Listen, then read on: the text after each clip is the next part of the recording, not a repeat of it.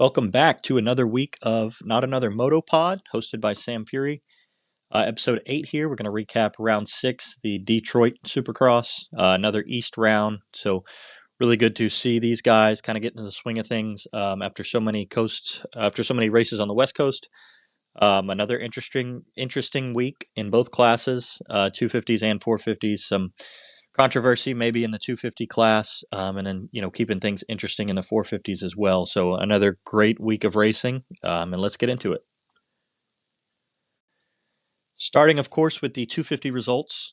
First place, Levi Kitchen. Like I said, there was some controversy this week with the red flag restart. Second week in a row that we've had one of these in the main event. Really hope we don't see too many of these going forward. It's really kind of thrown a wrench in the racing and mixed up the results quite a bit in these last 2 weeks, but would be interested to see, obviously, in a couple weeks in the Daytona when we go back east to just have a normal round. Obviously, Daytona is not a normal Supercross track, so we have had an interesting at least first 3 weeks into this East class moving forward. So Levi rode great. He hung out in second all day. I mean, he was going to finish second, let's be honest. But with the red flag, with 7 seconds left after Cameron McAdoo, Levi's teammate, went down. Obviously, Levi was in a good position in second off of the red flag restart to take advantage of Max Anstey and bite into the lead that he had previously built. So very fortunate for Levi Kitchen. He kind of got hosed last week with the red flag. Had to pass a bunch of guys back that he had passed on a previous lap. So, he lost one last week and he gains one back this week. So good finish for Levi. Way for him to sprint. That was really good finish and good way for him to build himself back into this points championship. Obviously, after a decently rough week last week in Tampa. Second place, we did have Max Anstey. Max rode incredible all day. Levi did get by him in the heat race and kind of run away. However, Max obviously picked up on some lines, some things, and looked much better in the main event. He led from almost start to finish. He had a 7-second lead. No one was going to catch him. Just very unfortunate that the flag was thrown with 7 seconds left, and he was unable to hold on to the win. He almost got passed by RJ Hampshire, battling with Levi, but was able to get him back. So second place for Max, not bad. He's still going to hold the points lead. He has a decent points gap after 2 races. So unfortunate for him not to get the win, but I mean, it is what it is. The rules are the rules.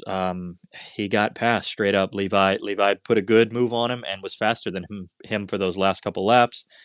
Max made a couple questionable line choices after that red flag restart that really kind of ruined it for him. So again, unfortunate for Max Anstey, but a good finish for him in second place.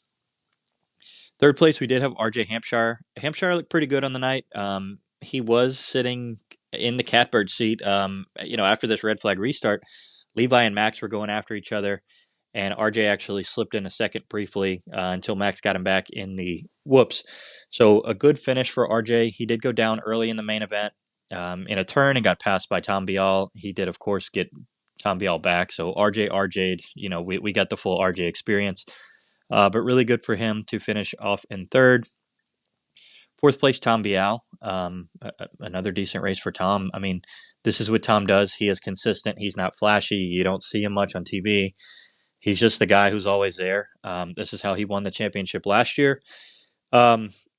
Unfortunate for him, I don't see him again winning the championship with these kinds of rides this year, based solely on how deep the East field is. And then we do, of course, have 3 East-West shootouts this year, which may kind of throw a wrench in things for him. Would love to see him hang out up top. He definitely makes things interesting with his consistency. So good for Tom. It's actually really weird for me to see the number 1 bike with a black background. I don't remember the last time that we've seen a 250 number 1 that didn't have the red background. So actually really weird for me to see this on Bial's bike this week. I'd have to look back and see when the last time we actually saw that was. Obviously, the last couple of years, the 250 champion has not defended. And when we have seen them, they have had the red plate. Fifth place, Nate Thrasher. Thrasher looked really good in his heat race. He looked really fast. I didn't see much of him in the main event, truthfully. He came from a couple spots behind, took advantage of a few people's mistakes, notably Cameron McAdoo. But Nate looked good all day, even riding with the broken finger that he sustained in training last week. So good for Nate to finish fifth and a decent bounce back after last week. Finishing eighth, of course, but he looked much faster than that and just had a couple mistakes that put him in the back early. Sixth place, Chance Hymas. Hymas is riding really well. Honda said he wouldn't be ready for this Supercross season, and he's really done great. I think he's gone 5-6 in these first 2 weeks. It is obvious that his confidence from the outdoor class has transferred over to Supercross. He's riding very aggressive and very, very fast. So good for Hymas. A big change from what we saw from him last year. Flashes here and there, but he wasn't this guy last year. So I'm very interested to see how Hymas looks going outdoors. Seventh place, Austin Forkner. A good bounce back from last week's 17th. Obviously went to the LCQ, finished 10th in his heat race, and won the LCQ as he should. I think this was the first LCQ Forkner's been in, obviously not counting the SMX classes the initial year when he had to go through the LCQs based on qualifying. Good ride for Forkner. He was in 8th, I believe, until the very end where it seems that he took out Colin Park, who was in 7th. So good for Forkner to kind of get some retribution from last week. 8th place, Carson Mumford. Mumphy looks fast. Really excited to see what Mumphy can do this season. Obviously, this is a stacked field, but 2 pretty good races for him. He's been on TV a lot. He's been up front a lot. He's made a lot of moves. Truthfully, I would be really interested to see if the Honda HRC 450 class would take a flyer on him. Obviously, both Jet and Hunter are out right now. There's been a lot of talk of a fill-in with maybe Joey Savacci or Dylan Ferrandis. But in my mind, if you're going to take a caliber rider like that, and someone from someone else's team, a quad lock team that Mumphy rides for, he is their only 250 rider. So I think that may be, more reasonable, more palatable for the quad lock team to give up a 250 guy like Mumphy to maybe see him go on the HRC. We know the 450 class is very injured right now, not as deep as we would expect. I could see Mumphy pulling some top 10s in the 450. I don't think it happens, but just a thought I had, just how spicy he's looked lately. So really good riding for Mumphy. 9th place, we have Max Volan. Volan didn't really look like himself. He went to the LCQ again, finished 2nd. But I don't think we've seen the best out of Max Volan yet. It does seem that they are still figuring out the clutch on his bike. Obviously, he had issues in the heat race again, same as he did in the main event last week. So looking forward to some better races from Max Volan, maybe a top 5 at this point. 10th place, Henry Miller, another good ride from him, another invisible ride from him. Don't see him much on TV, but he's knocking out top 10s. 11th place, Colin Park. Park has had 2 really good weeks. He would have gone 7-7. He did say after the race that Forkner took him out for that 7th spot, and he ended up getting up in 11th. Unfortunate for the guys past 11. Once we had this red flag restart, everyone 12 and down was over a lap down, so there's really not much room to make up. But 7 through 11 during that red flag restart, we're having a hellacious fight. You didn't see much of it on TV, but watching the lap times, it looked like they were all on top of each other. And then obviously Park went from 7th to 11th on that last lap there. So another good ride for Park, but obviously could have been better with the 7-7. But like I said, Forkner kind of got some retribution from last week on Park. 12th place, Hardy Munoz. Good ride for Hardy. Didn't see much of him on TV, obviously, other than being lapped, but good for Hardy. He seems to be putting it together this year, not as Sendy. 13th, Trevor Collip. That's 2 weeks in a row for Collip. 14th, Gage Linville. Another decent ride for Linville. Obviously, he was a lap down. Like I said, the red flag restart kind of screwed a bunch of these guys out of making up much ground, unfortunately. But there is some talk of Linville maybe going to Triumph from his Dirt Bike Depot team. That would be interesting to see Linville over there. Obviously, of course, today we've had Styles Robertson come out and say that he's done for the Supercross season after having wrist surgery as well. So maybe if Triumph wants to get another bike on the track soon, that would be interesting to see. 15th, Jack Chambers. Decent ride for Jack. 16th, Lorenzo Lacrucio. Did not make the main event last week, so a good ride for the veteran. 17th, Seth Hamaker. Not a great race for Seth. They've been reporting food poisoning. It looked to me early in the first or second lap, I believe. He was in fifth or sixth, and I believe he cased one of the jumps, and that's when he started falling back down the line. I don't know that he crashed, but I think this was something that I was looking at on TV, and it seemed like McAdoo had gotten past him all of a sudden, and then he dropped down the order pretty quickly. So he also not great on the restart. He was 14th going in, ended up 17th. 18th, Mark Finnis. Good ride for him. Finished fourth in the LCQ, but he was in position last week in the LCQ to get through to the main event and didn't do so. He made a mistake in the LCQ, so good for him to get his first main event of the year, 18th. So okay finish for Finnis. 19th, Preston Baseflug, another decent ride for him. 20th, Aiden Shive, his first main event. 21st, Isaiah Clark went down about mid-race. It looked like he was being helped up by one of the the dirt diggers, one of the guys on the track, and then obviously was several laps down. Probably would have finished 22nd had McAdoo not gone down with a few laps left. And then 22nd, of course, Cameron McAdoo. We also had happened going down through the whoops. It's a shame. He was riding really well. Looked like he was getting up into fourth place, and then went down in the middle of the race and lost a few positions and was trying to get them back. Obviously, we know Cam can get a bit sendy, but Cam looked really fast in his heat race as well. He was charging to go get Nate Thrasher for that win when he went down in the sand, but Cameron had a couple tip overs today that really screwed him in.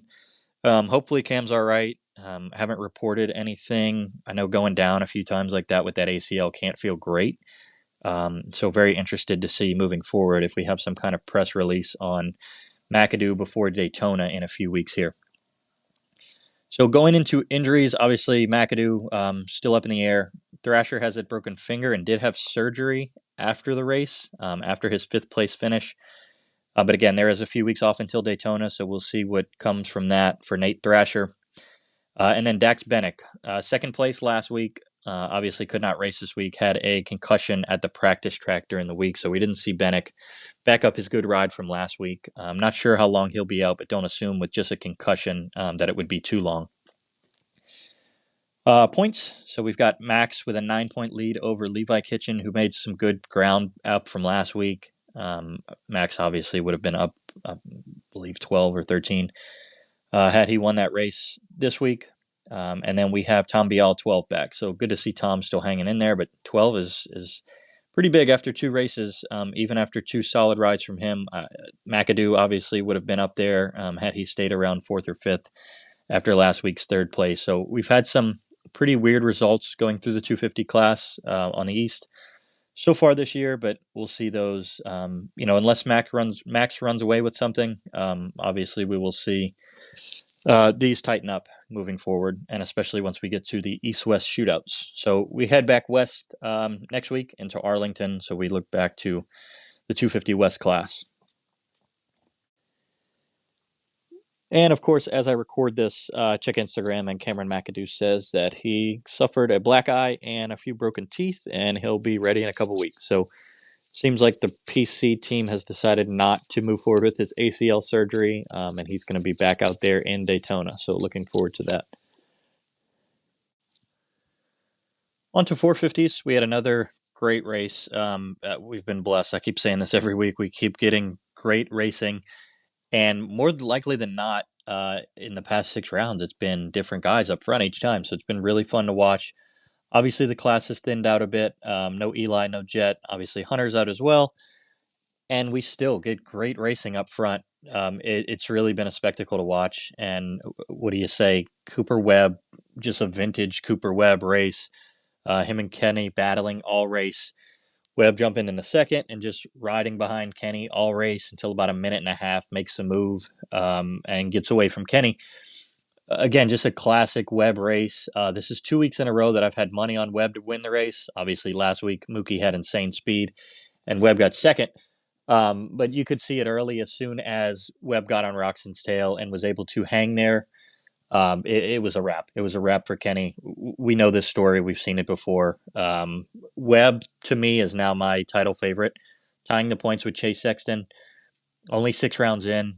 Him being this good this early is a danger for everybody else. So really good to see Cooper Webb up front and, like I said, tie the points.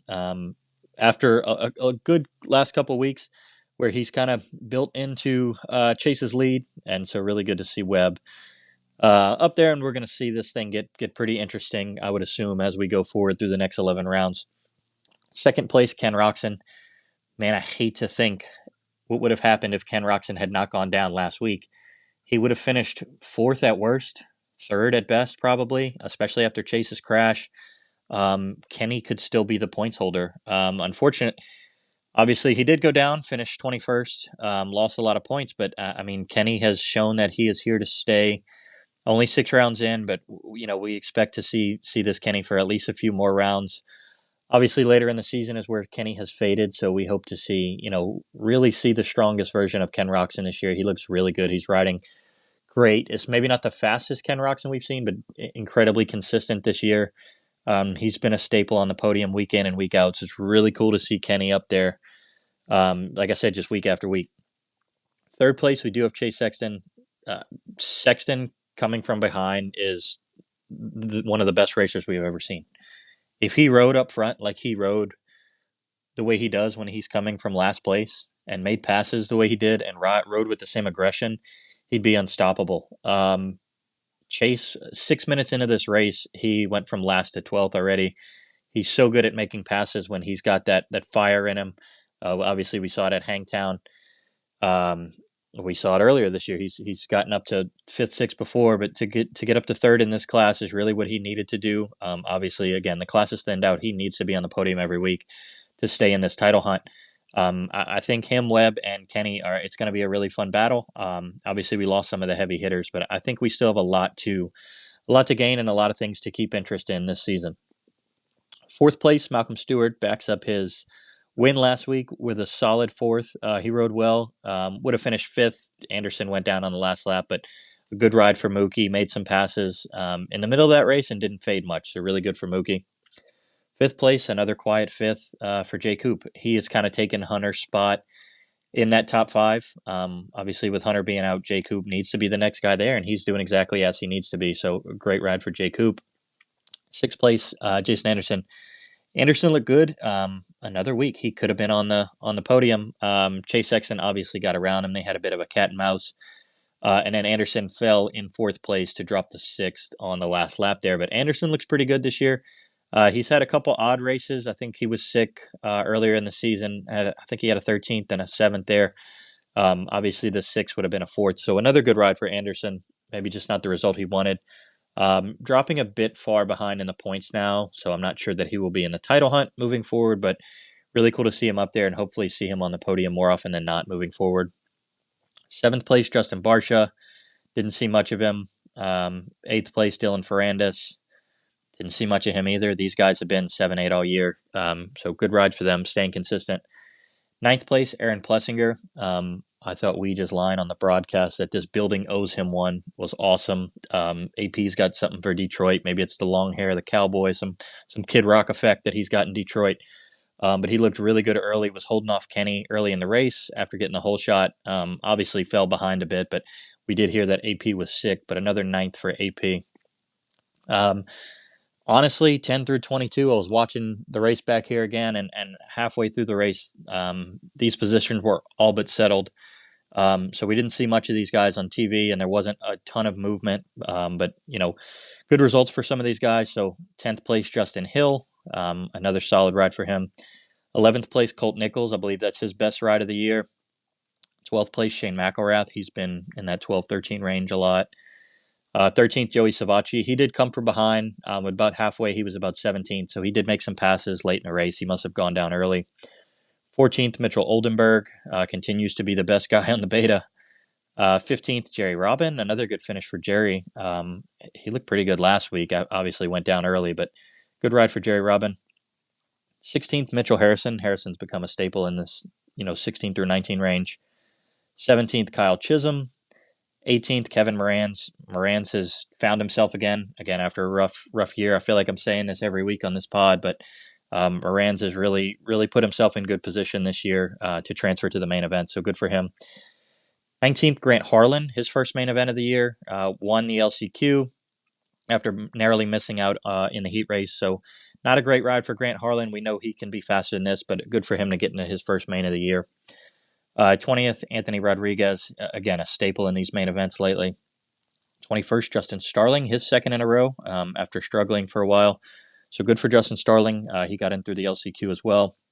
And 22nd, Benny Bloss. Benny was about 13th with about 8 minutes left, and I don't know if he went down or had a bike issue. Didn't see him on the broadcast, so I'm assuming a bike issue because he was not out there for the last 12 or 13 laps. So another rough finish for Benny aboard the Beta. So not a great season going for him. Has had more issues than he has, good races, but we'll look to see Benny bounce back. Injuries in this class, like I referenced earlier, Hunter Lawrence did post that he is going to be out for the season, which has led to HRC possibly looking for a fill-in ride. I know I mentioned this in the 250 portion about Carson Mumford. There has been talk that we would get one of the quad lock guys, Joey Savacci or maybe Shane McElrath, into that HRC fill-in spot. There's some talk about maybe Dean Wilson coming back in that spot. So it'll be interesting to see what happens moving forward. As far as the points go, Chase Sexton is now tied with Cooper Webb. Cooper Webb has done a great job bouncing back. He was down 10 just a few rounds ago, and for him to be tied after 6 rounds, like I said, is really dangerous in my mind for the other competitors. Webb is so mentally strong. He's unbreakable. So really good to see Webb up here and going to make this thing interesting. Ken Roczen is in third, 16 points back. I hope Roczen can stay with his consistency and stay up front.